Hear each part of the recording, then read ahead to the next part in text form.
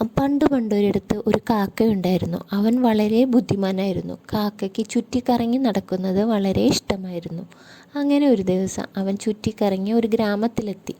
അന്ന് പതിവിലും ചൂടുള്ള ദിവസമായിരുന്നു. അതുകൊണ്ട് തന്നെ അവന് വല്ലാത്ത ദാഹം അനുഭവപ്പെട്ടു. ദാഹിച്ചു വലഞ്ഞ കാക്ക വെള്ളത്തിനായി എല്ലായിടത്തും അലഞ്ഞു.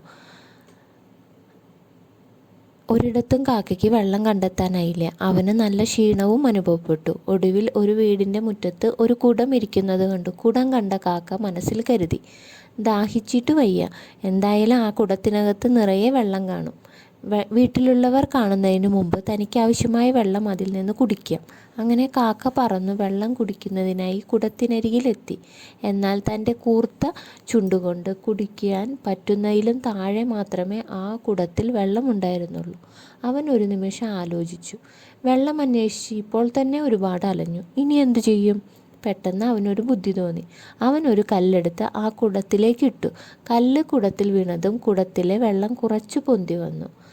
അങ്ങനെ വെള്ളം പൊങ്ങി വരുന്നതിനനുസരിച്ച് കാക്ക വീണ്ടും വീണ്ടും കല്ലുകൾ ഇട്ടുകൊണ്ടിരുന്നു.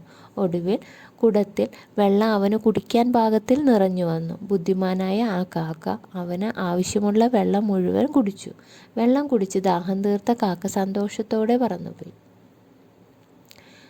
നന്നായി ചിന്തിക്കാനും ക്ഷമയോടെ പ്രവർത്തിക്കാനും സാധിക്കുമെങ്കിൽ നമുക്ക് ഏത് പ്രശ്നത്തിനും പരിഹാരം കണ്ടെത്താവുന്നതാണ്.